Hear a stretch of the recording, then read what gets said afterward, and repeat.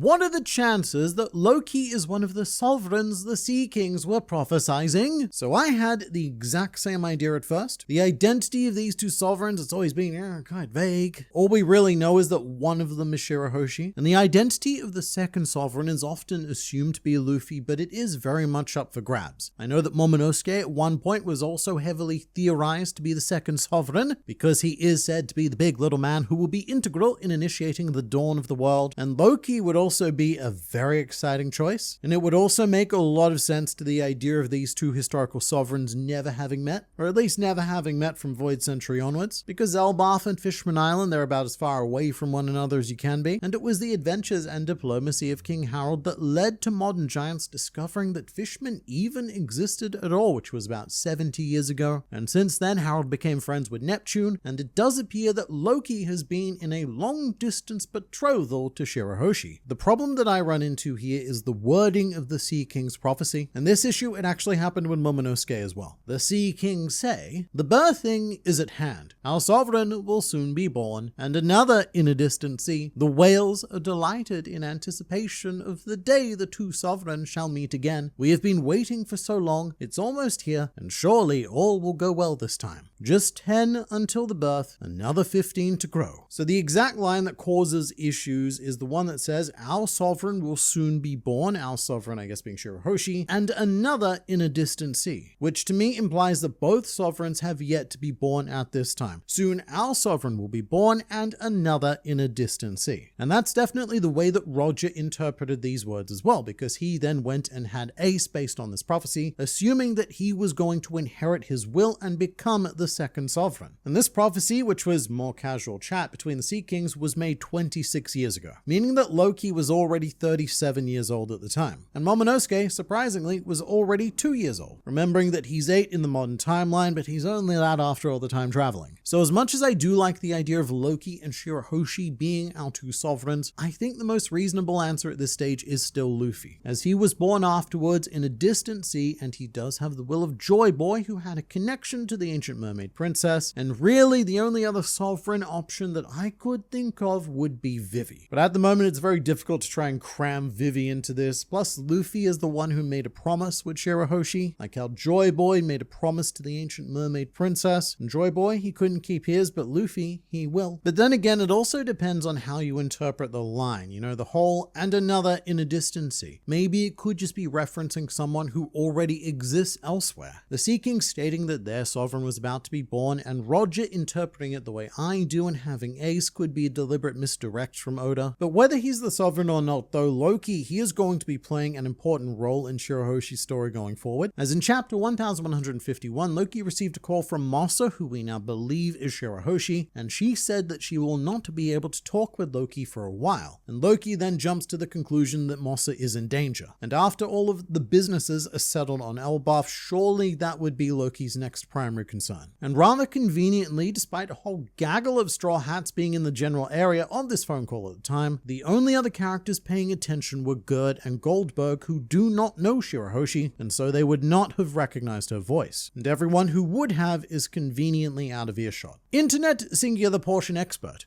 do you think Oda regrets giving Hody the Jones surname early in the series? Now that Davy Jones' surname is canonically Davy, we don't live in the reality where Davy backfights are instead called a Jonesing. Alright, second part of that sentence, I'm just gonna forget what I tried to read, but the name part, that is what I thought as well. The first time that Davy Jones' name was dropped as a really important character, there was this moment of, oh, we kind of already wasted that whole reference on Hody Jones already. But then I thought about it a bit more, and now I actually think that it may very well have been on purpose. For better or worse, it does appear that One Piece is becoming a story of duality and two particular echoing threads of history via the lineage of Joy Boy and Davy Jones, which has been producing pairings in time like Roger and Rocks, or arguably Harold and Rocks, and in the modern day Luffy and Blackbeard. But in the One Piece, will isn't always inherited by just one person at a time, and Fishman Island could be giving us another example of this dynamic. The story of Fishman Island saw Fisher Tiger founding the Sun Pirates and dedicating them to freedom and liberation, very much following in the spiritual footsteps of the Sun God Nika and the Joy Boy, whether Fisher Tiger knew it or not. And I will say it's not unreasonable to assume that Fisher Tiger had heard of it, because he was a slave enclave on Marijois, where the rumors of Nika are commonly spread among the captives. Until shown otherwise, I'm going to say it's more likely that he didn't know, but you know what? It doesn't even matter, because neither does Luffy. The fishmen have a dream to live on the surface under the sun. To them, the sun is a symbol of liberation without necessarily needing to be connected to a sun god. But we have Fisher Tiger, a man who is embodying the principles of Nika and Joy Boy, and so I think it's rather reasonable that we also have a character potentially referencing the will of Davy Jones. Hody Jones is an antithesis of what the Sun Pirates were founded to enact. However, it's very important that in Hody's twisted mind brain, he is actually following in the footsteps of Fisher Tiger, what he believes that Fisher Tiger wanted. And while Hody Jones certainly doesn't mirror Davy D. Zebek in any way, all of the Davy clan members to date differ quite radically in their chosen path, like how Blackbeard has chosen to pursue the dream of Davy with his incredibly un-Roxian methods. To be clear, I'm not saying that Hody Jones is intentionally pursuing the will of Davy. He almost certainly has no idea that it even exists. Just like Fisher Tiger may not be actively pursuing the Nika legend. But Hody Jones may serve as another corruption of the will of Davy, a force that surfaced in response to Fisher Tiger, or rather sadly in response to Tiger's failure, and one of Hody's ambitions was to drag each and every human to the depths of the ocean floor, aka bringing them to Davy Jones's locker. And this could also play into the tragedy that is the Harley text with the whole and the two will never meet. These two wills could never combine their forces, and so they both failed. As Hody and Tiger, they existed in different generations. And admittedly, this could just be me giving a nice narrative gift wrapping to a present that was never meant to be received, but I do think that Oda had some semblance of this in mind, just because he did set Hody and Tiger up to be men pursuing direct opposites, and now they just so happen to be somewhat in line with what we know about Joy Boy and Davy Jones. It is quite interesting that Estrid's village appears to be fairly poor, with them wearing rags, when Estrid always seemed to come from a wealthy background. So I don't know how deeply Oda wants us to dive into the class dynamics of Elbaf, although he did set it up, so I guess let's take a look. I think the impression of Estrid's village being poor comes solely from this 3-inch fool, the main poisonman, and the guy who calls Ida a wench, which is why I have absolutely no sympathy seeing what Loki does to him in the next panel, but he does have that kind of, European peasant wear about him, with the cross-stitching down the middle and everything, but he does, other than the face, look quite clean and comfortable. And I do think it is mainly the ugly old man face that makes him look poor, because in media we're fairly conditioned to seeing the wealthy as beautiful, like Estrid. He's a great example, and poor people are often portrayed as these misshapen mistakes of humanity littering the streets. It is often quite different in One Piece though. Having brought up Estrid, she is an exception to this, as the hyper-wealthy in One Piece tend to be comically ugly, like most of the world nobles, and like the rest of Estrid's village. Oda really likes to do the whole inner beauty portrayed on the outside kind of design, so I don't think that Estrid's village was poor at all. I mean, it looks like the village was actually an industrial center, providing many delicious alcohols to the warriors of Elbaf. And that's the main thing, really. If you look at the crowd shots in these panels, none of these people look like the standard giants that we're used to seeing. They look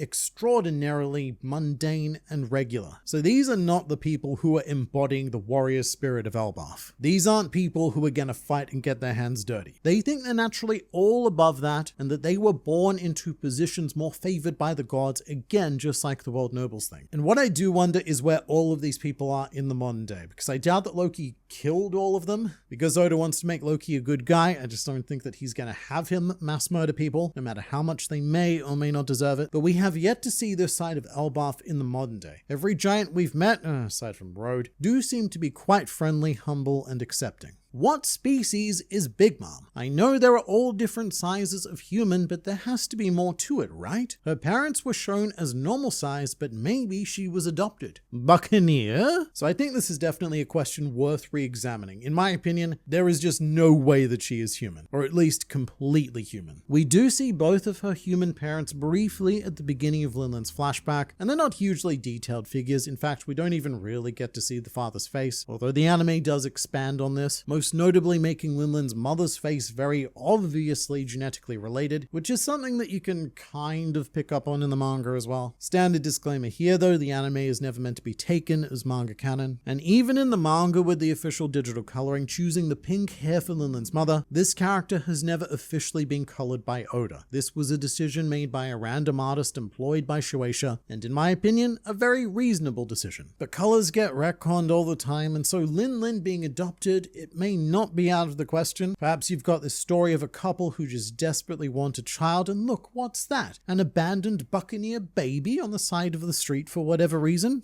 It's mine now. So they pick her up and they do their best for 5 years, but this Linlin, she is just too much for them. That or this here mother has been keeping a rather large secret from her husband, and we have an Odin Toki situation happening on a much more terrifying scale. However, the craziest thing to me about Charlotte Linlin is that she's actually bigger than any buccaneer or anyone we even suspect to have buccaneer lineage. She is way bigger than Kuma, Gekomoria, Whitebeard, and she stands almost 3 Blackbeards tall. She's even both taller and wider, much wider, than Kaido, who assumedly has the genetics of ancient giants powering his size. So even if Oda himself says that Charlotte Linlin is human, it is going to be rough to ever properly convince me of that, because there is no human in the series who even comes close to what she is. To go a layer deeper though, let's accept that Charlotte Linlin may be human, but that this whole subject may be less about genetics and more about the unaddressed demon that resides within her. This hunger entity that was taking over Linlin's body as a child, I have a hard time believing that it is just her throwing a tantrum. There is more here that's not being said, and whatever this presence is could be what's influencing her size. Because if it was some kind of hunger demon or hidden hunger god, then your host would need to be pretty damn big for all of the consuming it is that you're gonna demand of them. I forgot about Caesar's business deals with Kaido and Linlin. Kaido even stayed a stint as a prisoner at Punk Hazard. So did these two Yonko know about where the GLR were frozen? It's a very good question. I have to say, with everything we know, it doesn't seem like either of them knew anything, as close as they came to finding out. In regards to Kaido, he never had a direct deal with Caesar. Caesar was working for Doflamingo, who was providing Kaido with smile fruits. However, as mentioned, Kaido was indeed a prisoner on Punk Hazard alongside King, and it is very plausible that both of them stumbled upon the frozen giants as part of their escape, because that's exactly what the Straw Hats did. They tried to run away with the kids. Oh, giants, what? But the question from there would be whether or not Kaido recognized that these were the giants that Rox was talking about all those years ago.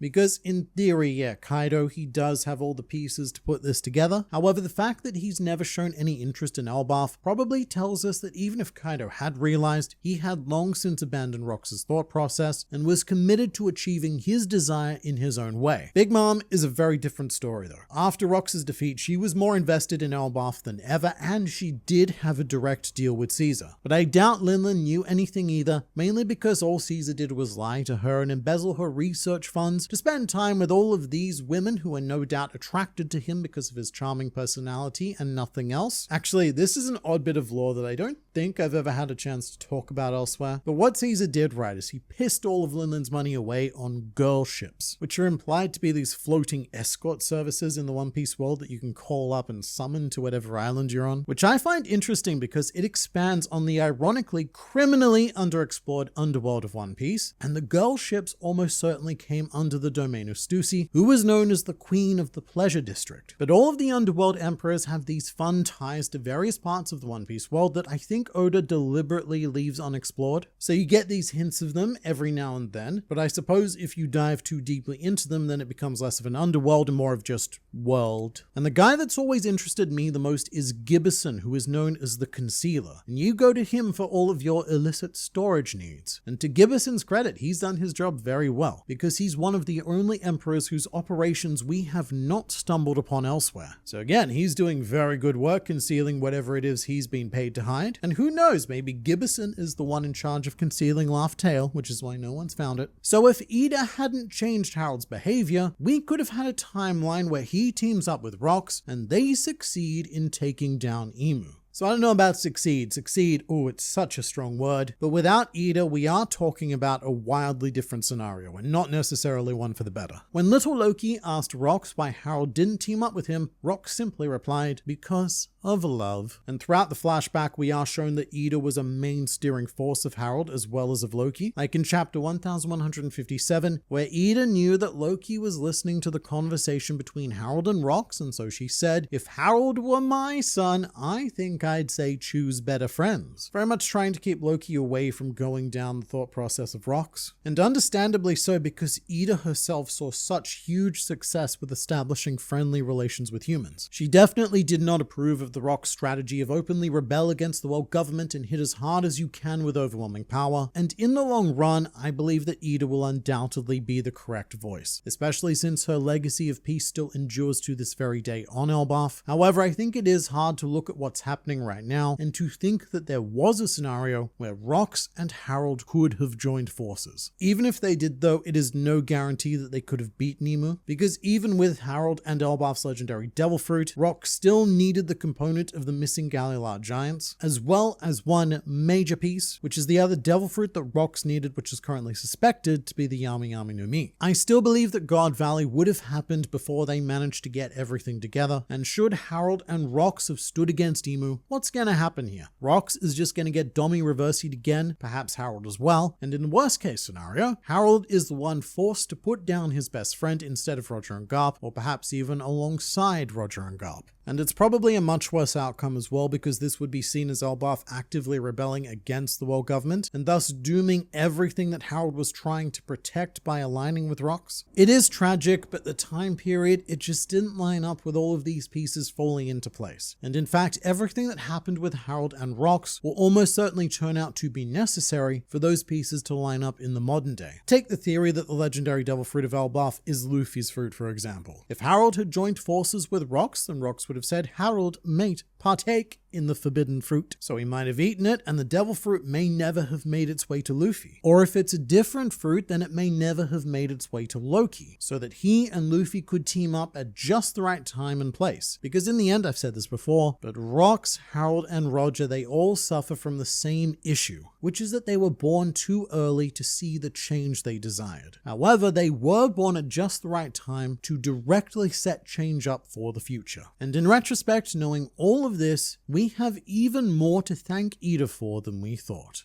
And if you're in the mood for some long-form One Piece content, then please do check out the Calm Belt. It's a whole channel where Grand Line review videos are compiled into 2 to 3 hour compilations, which also feature videos that for one reason or another never made it onto this channel. Curious, yes. And these are for you to have on while you're sleeping, drawing, gaming, or whatever other long-form activities you perform. So definitely check that out through the link in the description.